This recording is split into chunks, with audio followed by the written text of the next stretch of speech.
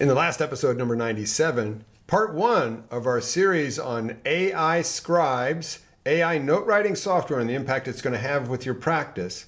In the last episode, we talked about how the software is constructed, how you integrate it into your practice. Basically, you just have to add a spoken physical exam to your normal conversation with the patient and the impact it's going to have on chart time. There are preliminary studies showing it can decrease your time in the chart by 50%. This episode, we're going to talk about the impact on your practice and the response of your employer, the response of the business of medicine to this level of increased productivity on behalf of the doctors. Now, I'm going to show you why this software will be mandatory for your jobs in the future. You won't be able to get a job unless you're using it because you can't be nearly as productive if you don't know how to use this software. And if we take off the throttle of the workload of EMR from your ability to see more patients, and if your employer is pushing your quotas of patient volumes higher and higher, what is going to be the next cause of physician burnout if it's not EMR?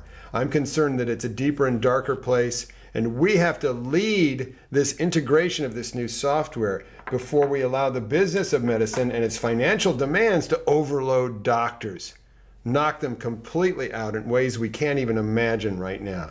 Let's get started. I'll see you on the inside.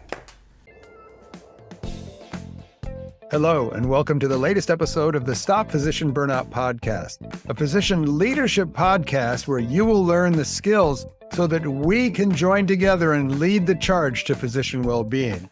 Skills to earn the respect of your colleagues in the front line, skills to exercise true influence in the C-suite, and take back your job, your practice, your career, and your life.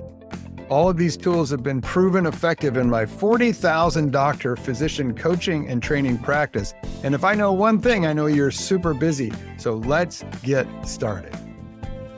So in the last episode, we went all over how the software is created, how it works when you're using it in your practice. Basically, all you have to do is turn it on and speak your physical exam. And by the time you get back to your office from the exam room, you're going to see the note on your computer. An almost perfect note on the computer. You may have to make some small changes. You'll be shocked about the quality. And early studies show that it can save up to 50% of your total time in the chart. That's the metric that they look at, total time in the chart. Now imagine if you, through the course of your day, would spend half as much time in the chart as you do now. What would that be like? I bet you're rolling your eyes and taking a big breath, right? Now there are still digital challenges because we're just talking about a chart note. There's all of the patient portal messages. There's all the messages that and the alerts that the software produces for you. There's texts and other things coming in from your staff and from your leadership team. So it doesn't clean everything up. But just imagine getting done with your notes with minimal adjustment to the notes that the software is able to write for you. Now, this is the question I've asked thousands of doctors in live audiences. What I ask is this. If you're spending 50% less time doing your chart notes, how long do you think it will take your administration to up your visit volume quota? And the usual response I get from everybody pretty much at once is about 5 minutes. So let's just look at the impact that this software, if it's universally adopted, will have on workflows in your practice and across the organization. Let's just talk about what it costs. The software is going to average out at about $100 per doctor, per nurse practitioner, per user per month. Let me ask you this. How many extra patients would you have to see in a shift to make an extra $100? I'll bet you, although I don't have the exact statistics, I will bet you though, it's about one extra patient. So if you're spending 50% less time in the chart, do you think you can see one more patient on that one day? Well, that pays for the software. But what if you can see 3 more every day? 20 days a month, and you're seeing 3 extra patients a day? You're going to produce 60 extra $100 bills. So $6,000. A $6,000 return on a $100 investment. You know that this is going to be pushed as hard as humanly possible. Yes, you may be able to relax a little bit during the day with your old quota while the software takes over some of the work, but how quickly are you going to get your production quota is jacked up. And the real question is, how far will they push and how fast? And let's talk about this for just a little bit. If you compare the productivity of a standard doctor using keystrokes and templates to the productivity of a fully AI note writing integrated doctor, you're going to see two completely different levels of productivity, which means very quickly your ability to use this software will be absolutely mandatory and a job requirement because your level of productivity is orders of magnitudes greater than anyone else. Which is why in the last episode I said, be an early adopter, be a power user as quickly as possible, master this software. You can get a free example of it by going to Nabla, N-A-B-L-A, or Scribe MD and just doing the free trial and recording things on your phone and showing yourself how it works.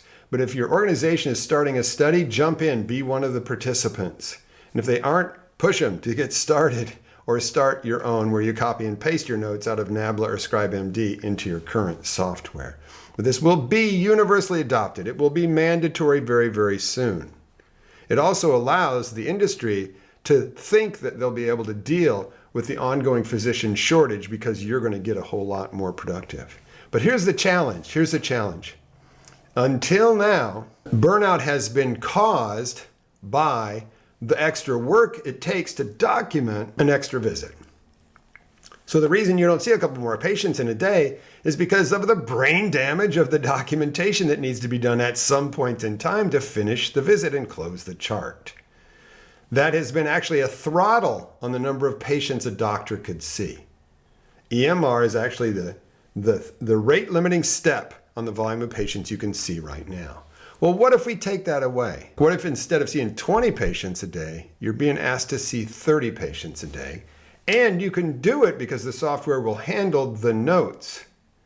But 30 patients a day, I believe we're going to find that there is another barrier to the amount of patients that you can see that is even more fatiguing, even more of a challenge to the cognition, to the brain function, to the neural pathways of a doctor if you overload them at a deeper level than just how many keystrokes they can do in a day. We already know about certain kinds of functions that are fatigable. We know about compassion fatigue. You only got so much compassion. We know about decision fatigue. The quality of your decisions deteriorates over the course of a day.